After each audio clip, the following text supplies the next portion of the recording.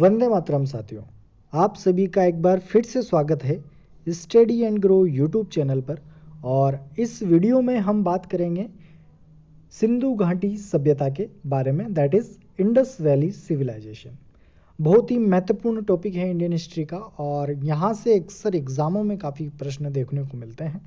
तो इस टॉपिक को पूरा ओवरऑल समझेंगे कि क्या है और कौन कौन सी यहाँ पर मेजर साइट्स जो यहाँ की इंपॉर्टेंट है उनके बारे में हम बात करेंगे। तो इंडस वैली सिविलाइजेशन जो है, इसके मैच्योर फेज की बात करें तो उसको हम एक बार मैप पे देखने का प्रयास करते हैं। तो ये जो इंडस वैली, ये ब्राउन कलर में जो पूरा क्षेत्र है, ये इंडस वैली सिविलाइजेशन का विस्तार है। और यहाँ पर जो एक क्षेत्र यहाँ पर सबसे उत्तर दिशा में या नॉर्थ साइड में दिख रहा है, मांदा, जो कि सबसे नॉर्थन पॉइंट है इंडस वैली सिविलाइजेशन का। मतलब इसका फैलाव उत्तर में मांदा तक था, जो कि जम्मू कश्मीर में एक क्षेत्र है। उसी तरह एक यहाँ पर जगह दिख रही है सुत कांगेडोर। सुत कांगेडोर एक्चुअली प्रेजेंट में पाकिस्तान के बलूचिस्तान प्रांत में ये जगह है और यहाँ तक पश्चिम में इसका फैलाव माना जाता है सिंधु घाटी सभ्यता का। उसी तरह अगर पूर्व में बात करें तो उत्तर प्रदेश तक, और अगर हम दक्षिण में जाएं तो महाराष्ट्र के देमाबाद एक जगह है, वहाँ तक इसका फैलाव था। तो कुल मिलाकर अगर अपन इसको एक फिगर में मार्क करें तो एक ये त्रिभुजाकार आकृति में ये फैला हुआ पूरा क्षेत्र था। और यहाँ पर जो मेजर साइट है, जैसे हड़प्पा सभ्यता भी इसको कहा जाता है, क्योंकि हड़प्पा पे सबसे पहले यहाँ पर खुदाई चालू हुई थी। सबसे पहले उत्खनन का कार्य हड़प्पा में चालू हुआ, इसलिए इसको सिंधु घाटी सभ्यता या फिर हड़प्पा सभ्यता के नाम से भी जाना जाता है। और हड़प्पा जो जगह है, ये यहाँ से हम बात करें तो पूरा ये इंदस की सहायक नदियाँ हैं यहाँ पर, जैसे रावी, चेलम, झेनाब और जो इंदस के और भी सारे जैसे सतलज है, तो ये सारी नदियाँ यहाँ से गुजर रही है। तो इंदस और उसकी सहायक नदियों का क्षेत्र होने के कारण ही इसको सिंधु घाटी सभ्यता भी कहा जाता है। और यहाँ पर हम एक और सभ्यता जो जहाँ पर खुदाई हुई, मोहनजोदारो। तो मोहनजोदारो जो जगह है ये भी पाकिस्तान में है और ये इंदस रिवर के किनारे है। तो यहाँ पर भी ये तथ्य हमको ध्यान रखना है कि इंदस रिवर के किनारे मोहनजोदारो का जो सभ्यता है उसका विकास हुआ था। और उसी तरह कुछ महत्वपूर्ण साइट है, जैसे लोथल है। तो लोथल में क्या है, यहाँ उस टाइम का जो व्यापार यहाँ पे होता था, तो यहाँ पर बंदरगाह का केंद्र जो था वो लोथल था। तो इस तरह से ये बहुत सारे तथ्य हमारे यहाँ पे क्लियर होते हैं कि सिंधु घाटी सभ्यता। और यहाँ पर जो हमें सिक्के मिले उन पर क्या है, देवी की मूर्तियाँ मिली है। तो कहीं ना कहीं यहाँ पर ऐसा भी माना जाता है कि मात्र सत्तात्मक परिवार यहाँ पर रहे होंगे। और जैसा अभी पितृ सत्तात्मक सोसाइटी है कि जैसे किसी के घर में फादर की चलती है, तो उस समय ऐसा माना जाता है कि जो स्त्रियों का स्थान था वो काफ़ी सम्मानजनक था और वहाँ मात्र सत्तात्मक वहाँ पर जो है शासन था। तो ये कुछ तथ्य हैं यहाँ पर हमको ध्यान रखने हैं। तो शुरू से हम इसकी चीज़ों को समझें तो हमने बात करी जैसे कि सिंधु नदी और उसकी सहायक नदियों का क्षेत्र है, इसलिए इसको सिंधु घाटी सभ्यता के नाम से जाना जाता है। और जो सबसे पहले खुदाई है वो पाकिस्तान में स्थित हड़प्पा नामक जगह पर हुई, इसलिए इसको हड़प्पा सभ्यता भी कहा गया। और ये एक पहली नगरीय सभ्यता है। नगरीय मतलब शहरी सभ्यता है। शहरी सभ्यता क्यों कहा गया, क्योंकि यहाँ पर जो घरों जो नगर का जो अपन देख रहे हैं कि यहाँ पर खुदाई हुई, तो वहाँ से पता चला कि यहाँ पर सड़कें थी और काफ़ी अच्छी नालियों की व्यवस्था थी, पानी की व्यवस्था काफ़ी अच्छे से थी। तो ऐसा प्रबंधन कहाँ होता है, शहरी क्षेत्र में होता है, इसलिए इसको नगरीय सभ्यता भी कहा जाता है। और इसके अन्य नाम बात करें तो इसको सेंधव सभ्यता या कांस्य युगीन सभ्यता भी कहा जाता है। और यहाँ ऐसा भी माना जाता है कि इस टाइम के इस सभ्यता के जो लोग थे उनमें लोहे का प्रचलन इतना नहीं था, लोहे के बारे में उनको जो जानकारी नहीं थी, लोहा जो धातु है उसके बारे में उनको जानकारी नहीं थी। तो जो तांबा और टीन की जो मिश्र धातु है कांस्य, तो कांसा यहाँ पर मिला है, इसलिए इसको कांस्य युगीन सभ्यता भी हम कहते हैं। और वहाँ की जो लिपियाँ हमें प्राप्त हुई है, जो लोग लिखते पढ़ते थे, वो जो लिपि है उसका नाम हमें याद रखना है, भाव चित्रात्मक लिपि। क्या नाम है, भाव चित्रात्मक लिपि। अब इसमें जैसे हम नोटबुक में लिखते हैं तो अपन बाएं से दाएं की तरफ लिखते हैं, पर ये जो लिपि है ये दाएं से बाएं इसमें लिखा गया है और अभी तक इसको पढ़ा नहीं जा सका है। इतने विद्वान हुए हैं और इतने खगोलवेत्ता हुए पर इस लिपि को अभी पढ़ने में असमर्थ है कि वो किस लैंग्वेज में क्या लिखा गया है, उसको हम अभी तक नहीं पढ़ पाए हैं। तो ये कुछ महत्वपूर्ण तथ्य हैं सिंधु घाटी सभ्यता के। अब इस सिंधु घाटी सभ्यता के पूरे कालक्रम को देखें तो हम इसको 3 चरणों में विभाजित करते हैं। एक तो प्रारंभिक हड़प्पा संस्कृति जिसको हम नाम देते हैं, या फिर प्राक हड़प्पा संस्कृति भी कह सकते हैं, एक परिपक्व या हड़प्पा संस्कृति कह सकते हैं, या फिर उत्तर हड़प्पा संस्कृति या परवर्ती हड़प्पा संस्कृति भी कहा जा सकता है। तो इसका जो इतिहास है वो 3200 ईसा पूर्व से 2600 ईसा पूर्व का तो प्रारंभिक फेज था। तो प्रारंभिक फेज 3200 से 2600, लगभग 600 साल का ये प्रारंभिक काल था इसका। फिर 2600 से जो 1900 ईसा पूर्व का जो समय है, 2600 ईसा पूर्व से 1900 ईसा पूर्व का जो परिपक्व हड़प्पा सभ्यता का काल इसको माना जाता है। इस समय काफ़ी फैलाव इसका हो चुका था और यहाँ पर जो चीज़ें मिली है, जैसे मोहरें मिली हैं, तो ऐसा माना जाता है कि विदेशों के साथ भी अंतर्राष्ट्रीय व्यापार यहाँ पर होता था। उसके बाद उत्तरवर्ती हड़प्पा संस्कृति जो 1900 ईसा पूर्व से 1300 ईसा पूर्व का जो समय है वो उत्तरवर्ती हड़प्पा संस्कृति का माना जाता है। तो हालांकि यहाँ से इतना महत्वपूर्ण कोई प्रश्न नहीं बनता, डायरेक्टली ये पूछ लिया जाता है कि प्रारंभिक हड़प्पा काल कब से कब तक का है, तो ये ऐसा बन सकता है। बाकी यहाँ से कोई इतना महत्वपूर्ण खास प्रश्न नहीं बनता है। आगे देखते हैं, हमने इसका क्षेत्रीय विस्तार की ऑलरेडी बात कर ली कि उत्तर में ये मांदा जो जगह है जम्मू कश्मीर में वहाँ तक फैला हुआ है, पश्चिम में सुत कांगेडोर बलूचिस्तान जो पाकिस्तान वाला क्षेत्र है वहाँ तक, और पूर्व में आलमगीरपुर उत्तर प्रदेश में, और दक्षिण में देमाबाद महाराष्ट्र वाले क्षेत्र तक इसका विस्तार पाया जाता है। और इसकी आकृति की हमने ऑलरेडी बात करी, त्रिभुजाकार, और 13 लाख वर्ग किलोमीटर में ये जो क्षेत्रफल है ये फैला हुआ था।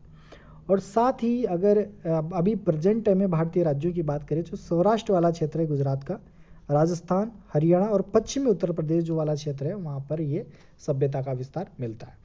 तो इसमें जो महत्वपूर्ण स्थल है बहुत सारे, उनकी हम बात करेंगे। इसमें पहला स्थल है हड़प्पा स्थल, और हड़प्पा स्थल जो है वो प्रेजेंटली पाकिस्तान के पंजाब प्रांत के मोंटगोमरी जिले में ये स्थित है, और सबसे पहले यहीं पर उत्खनन का कार्य हुआ, और हमने जैसा कि बात करी कि ये रावी नदी के तट पर स्थित है। अब सबसे पहले एक अंग्रेज पर्यटक का नाम आता है चार्ल्स मैनसन। जो चार्ल्स मैनसन ने सबसे पहले इस हड़प्पा जो ये टीला था इसकी जानकारी दी थी 1826 में, पर जानकारी मिलने के काफ़ी साल बाद, लगभग 100 साल बाद, इस स्थल की खुदाई हुई 1921 में, 1921 में। और उस समय जो खुदाई करता थे, जो उत्खनन करता थे, उनका नाम आता है राय बहादुर दयाराम साहनी। तो दयाराम साहनी के द्वारा यहाँ पर उत्खनन करवाया गया, और उस समय भारतीय पुरातत्व विभाग के महानिदेशक थे जॉन मार्शल। तो जॉन मार्शल के नेतृत्व में दयाराम साहनी ने 1921 में यहाँ पर खुदाई करी, और खुदाई के बाद जो अवशेष प्राप्त हुए इस प्रकार है कि यहाँ पर एक कब्रिस्तान प्राप्त हुआ, एक कब्रिस्तान प्राप्त हुआ, और उस कब्रिस्तान को नाम दिया गया कब्रिस्तान एच। क्या नाम दिया गया? कब्रिस्तान एच, एच फॉर हैम। तो कब्रिस्तान एच नाम दिया गया उसको। और एक विशाल अन्नागार, एक अन्न रखने का एक जगह बहुत बड़ा यहाँ पर मिला, और पीतल की इक्का गाड़ी यहाँ पर मिली, और स्त्री के गर्भ से निकलते हुए पौधे वाली एक मरण मूर्ति। मरण मूर्ति मतलब जिस प्रकार से घड़े बनते हैं, तो घड़े का जो मिट्टी होता है उससे बनी हुई मूर्तियाँ, उस मिट्टी की बनी हुई मूर्तियों को मरण मूर्तियाँ कहते हैं। तो इस पर मिट्टी के बने हुए आभूषण, उनको मिट्टी के बने हुए भांड जिनको हम मृद भांड बोलते हैं, वैसे मिट्टी की बनी हुई मूर्तियों को हम बोलते हैं मरण मूर्तियाँ। तो मृण मूर्ति प्राप्त हुई यहाँ से, और सबसे अधिक अभिलेख युक्त मोहरें यहाँ से प्राप्त होती है हड़प्पा वाली जगह से। तो यहाँ से क्या महत्वपूर्ण तथ्य हैं? एक तो कब्रिस्तान एच यहाँ पर प्राप्त हुआ, विशाल अन्नागार प्राप्त हुए, पीतल की इक्का गाड़ी यहाँ से प्राप्त होती है, और स्त्री के गर्भ से निकलते हुए पौधे वाली एक मरण मूर्ति यहाँ पर प्राप्त है। और समूची हड़प्पा सभ्यता में सबसे अधिक अभिलेख युक्त मोहरें कहाँ से प्राप्त की गई है? हड़प्पा सभ्यता से। तो ये हड़प्पा की महत्वपूर्ण बातें हमको ध्यान रखनी है कि एक तो उत्खननकर्ता कौन थे, कब उत्खनन कराया गया, और कौन सी नदी के किनारे कौन सी जगह पर यह सभ्यता अभी अवस्थित है। तो ये सब चीज़ें हमें ध्यान रखना है। उसके बाद अगली सभ्यता की बात करेंगे। अगली जो साइट है सिंधु इंडस वैली सिविलाइजेशन की, मोहनजोदारो या मोहनजोदड़ो जिसको बोलते हैं। अब इसका जो अर्थ है वो है मृतकों का टीला, और किस नदी के किनारे है? सिंधु नदी के किनारे। और उत्खनन कराया राखल दास बनर्जी के नेतृत्व में उत्खनन कराया गया 1922 में, मतलब 1 साल बाद, हड़प्पा के 1 साल बाद यहाँ पर उत्खनन हुआ। और यहाँ पर जो चीज़ें मिली वो भी काफ़ी चौंका देने वाली थी। एक विशाल स्नानागार यहाँ पे मिला, एक स्विमिंग पूल मिला, मतलब जहाँ पर स्नान करते थे लोग, वो जगह मिली। और एक कांसे की बनी हुई नर्तकी की मूर्ति। कांसा, देखो हमने बात करी थी कांसे विभिन्न सभ्यता क्यों कहा, क्योंकि कांसा यहाँ पे प्राप्त हो रहा है।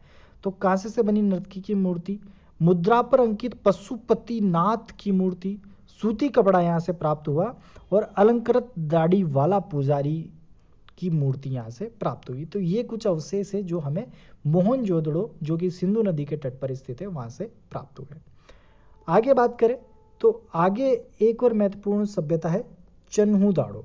तो चन्हू-दाड़ो जो सभ्यता है ये भी पाकिस्तान में ही है, सिंधु नदी के किनारे। और उत्खनन करता जो है यहाँ पर वो है अर्नेस्ट मेके। तो अर्नेस्ट मेके के नेतृत्व में 1935 में यहाँ पे उत्खनन किया, जबकि इसकी खोज करता है एनजी मजूमदार। तो ये दोनों नाम याद रखने हैं। अगर ऑप्शन में अर्नेस्ट मेके नहीं दे रखा हो तो हमें लगाना है एनजी मजूमदार। तो एनजी मजूमदार नाम ध्यान रखना है चन्हू-दाड़ो के लिए। खोजकर्ता, और अगर उत्खनन करता अर्नेस्ट मेके ना दे तो हमें क्या लगाना है, एनजी मजूमदार। यहाँ के प्रमुख अवशेष क्या है कि मनके बनाने की दुकानें यहाँ पे मिली, और बिल्ली का पीछा करते हुए कुत्ते के पदचिन्ह यहाँ पर मिले हैं। तो ये पदचिन्ह जो है कहाँ पर मिले हैं, चन्हू-दाड़ो में। अगली महत्वपूर्ण सभ्यता है कालीबंगा सभ्यता, जो राजस्थान में घग्गर नदी के किनारे पर स्थित है। घग्गर नदी, जिसको सरस्वती नदी के नाम से भी जाना जाता है, उस नदी के किनारे कालीबंगा सभ्यता है। और कालीबंगा सभ्यता इसको नाम क्यों दिया गया, क्योंकि यहाँ पे काले रंग की चूड़ियाँ मिली है, इसलिए इसको कालीबंगा सभ्यता कहा जाता है। और यहाँ पर जो खोज की वो है, उस व्यक्ति का नाम आता है अमलानंद घोष जी, और 1953 ईस्वी में इसकी खोज की गई। यहाँ पर महत्वपूर्ण जो अवशेष मिले उसमें जुते हुए खेत के प्रमाण, एक साथ 2 फसलों की बुआई, अग्निकुंड, यहाँ पर अग्निकुंड या अग्नि वेदिकाएं यहाँ पर मिली, बेलनाकार मोहरे और अलंकृत ईंटों के साक्ष्य यहाँ से मिले हैं। ऐसी ईंटें जिनपे कुछ पेंट से अलंकारी की गई है, कुछ चित्र उसमें बनाए गए हैं, वैसी ईंटें यहाँ से प्राप्त हुई है कालीबंगा सभ्यता से।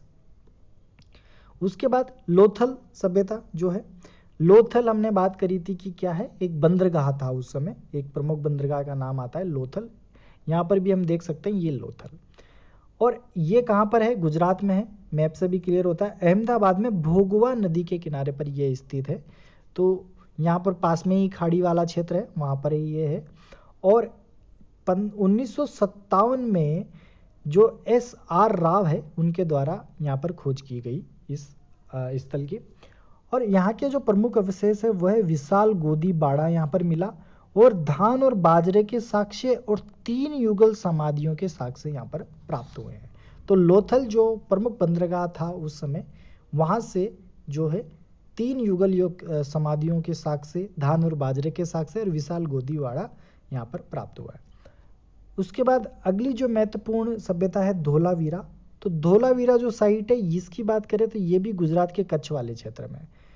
तो गुजरात के कच्छ जिले में जो बचाऊ तहसील है वहाँ पर ये है, और इसकी खुदाई रविंद्र सिंह बिष्ट द्वारा की गई। अब यहाँ पर जो महत्वपूर्ण चीज़ें मिली हैं, क्योंकि यहाँ पर काफ़ी अलग प्रकार की चीज़ें मिली हैं, जैसे स्टेडियम यहाँ पर मिला है, बांध और तटबंध मिले हैं, मतलब पानी से रिलेटेड सामग्री जो है, जैसे विशिष्ट जल प्रबंधन की अच्छी व्यवस्था थी यहाँ पर, विशाल जलाशय यहाँ पर प्राप्त हुआ है, और अद्वितीय जल दोहन प्रणाली काफ़ी अच्छी थी इस नगर की। तो धोलावीरा के बारे में हमें जल से रिलेटेड चीज़ें याद रखनी है। अब इसको ऐसे भी याद रख सकते हैं कि पानी का काम हम क्या करते हैं घर में, धुलने के काम आता है, तो पानी और धुलने को जोड़ना है, तो पानी और धोलावीरा।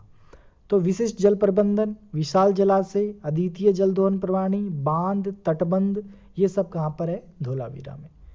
अगली महत्वपूर्ण जो 2 साइट है, एक तो सुत कांगेडोर, जिसकी हमने बात करी थी कि बलूचिस्तान प्रांत में है, दास्त नदी के किनारे है, और एक है सुरकोटड़ा। तो सुरकोटड़ा जो है ये गुजरात में है, और घोड़े के कंकाल और यहाँ पर मनका प्राप्त हुआ है। और जबकि सुत कांगेडोर जो बलूचिस्तान प्रांत में है, वहाँ पर जो है हड़प्पा एवं बेबीलोन की व्यापारिक चौकी हुआ करती थी। मतलब ऐसा माना जाता है कि ये जो सभ्यताएं थी, यहाँ से व्यापार होता था अंतर्राष्ट्रीय। तो अंतर्राष्ट्रीय व्यापार के लिए जो व्यापारिक चौकियाँ होती थी वो सुत कांगेडोर में स्थापित की गई थी, जो हड़प्पा और बेबीलोन के बीच अंतर्राष्ट्रीय व्यापार होता था। उसी तरह एक और सभ्यता का नाम अक्सर पूछ लिया जाता है, बनवाली सभ्यता। बनवाली सभ्यता कहाँ पर स्थित है? हरियाणा जो जिला है, हरियाणा जो राज्य है उसके हिसार जिले में ये स्थित है बनवाली सभ्यता। तो ये महत्वपूर्ण सभ्यताएं हैं। और जैसा कि हमने शुरू में मैप में भी इन सबको देखा था कि ये जो सारी एक बार मार्क कर लेते हैं। सुत कांगेडोर जो है पाकिस्तान के बलूचिस्तान प्रांत में। यहाँ पर जो है मोहनजोदारो है, ये भी पाकिस्तान में है। पाकिस्तान का जो पंजाब प्रांत वाला क्षेत्र है वहाँ पर हड़प्पा है। धोलावीरा गुजरात में है। ये सुर कोटड़ा भी गुजरात में है। लोथल ये भी गुजरात में है। ठीक है, इस तरह से ये कालीबंगा राजस्थान में है। और जो मांदा सबसे उत्तरी क्षेत्र है ये है जम्मू कश्मीर वाला क्षेत्र। तो इस तरह से ये सभ्यताओं का अपन को ध्यान रखना है कि कौन सा कहाँ पर क्षेत्र है। तो इसके साथ ही यहाँ पर कुछ अन्य बिंदु भी हमको ध्यान रखना है, जैसे कि सिंधु सभ्यता के लोग लोहे से परिचित नहीं थे, इसकी बात हमने करी। और यहाँ के लोग माप तोल का ज्ञान रखते थे, क्योंकि व्यापार हो रहा है तो व्यापार में माप तोल की प्रणाली काम आती है। और यहाँ से कुछ ऐसे माप तोल किए जाने वाली चीज़ें भी हमें प्राप्त हुई है, इसलिए यहाँ के लोग ऐसा मानते हैं कि माप तोल का ज्ञान उनको था। हमने जैसा कि बात करी कि यहाँ के जो नगर की सड़कें हैं वो समकोण पर काटती है। एक प्रकार की नगर योजना एक ग्रिड प्रारूप जो है जाल पद्धति पर आधारित था। जाल का मतलब, जाल पद्धति या ग्रिड प्रारूप का सिंपल सा मतलब ये है कि सड़कें समकोण पर काटेगी तो एक जाल का निर्माण करेगी। ठीक है, जैसे हमारे गलियां होती है तो गली खत्म होने के बाद अगली सड़क उसको समकोण पर आकर 90 डिग्री पर काट देती है। तो इस तरह ये जो पूरी सभ्यता थी ये जाल पद्धति पर आधारित थी। और समाज मात्र सत्तात्मक था, क्योंकि देवी की मूर्तियों वाले सिक्के यहाँ से प्राप्त हुए हैं। अब सिंधु सभ्यता का जो पतन के कुछ विद्वानों के अलग अलग मत हैं, और कुछ मत मान्य हैं कुछ मत मान्य भी नहीं है। तो जो सबसे ज़्यादा मानने वाला मत है वो ये है कि इस सिंधु सभ्यता का जो पतन का कारण रहा होगा वो या तो जलवायु परिवर्तन या बाढ़, सूखा, अकाल की स्थिति या प्राकृतिक आपदा जो है इसका पतन का कारण रही होगी। जबकि एक विद्वानों का मत ये मानता है कि आर्य जो थे, आर्यों को वो बाहर के लोग मानते हैं कि विदेशी थे आर्य, और आर्य जब भारत में आए तो उन्होंने यहाँ पर आक्रमण किया और सिंधु घाटी सभ्यता का पतन हो गया। पर ये मत भी मान्य नहीं है, क्योंकि बाद में ऐसा पाया गया कि जो आर्य थे वो भारतीय ही थे। और हालांकि इनको मध्य एशिया का बोला जाता है, पर बाद में ऐसा विद्वानों का मत हुआ कि आर्य भारतीय ही थे। तो सबसे जो इम्पोर्टेंट मत है वो ये है कि कुछ न कुछ बाढ़ या सूखा या प्राकृतिक आपदा के कारण सिंधु घाटी सभ्यता का पतन हुआ होगा। तो दोस्तों ये सारी बातें थी सिंधु घाटी सभ्यता से रिलेटेड। और हालांकि वीडियो थोड़ा लंबा हो गया 18 से 20 मिनट का, तो बट अपन ये सब तथ्य याद रख सकते हैं। और अगर वीडियो अच्छी लगती है तो वीडियो को लाइक ज़रूर करें और चैनल को सब्सक्राइब करें। धन्यवाद साथियों।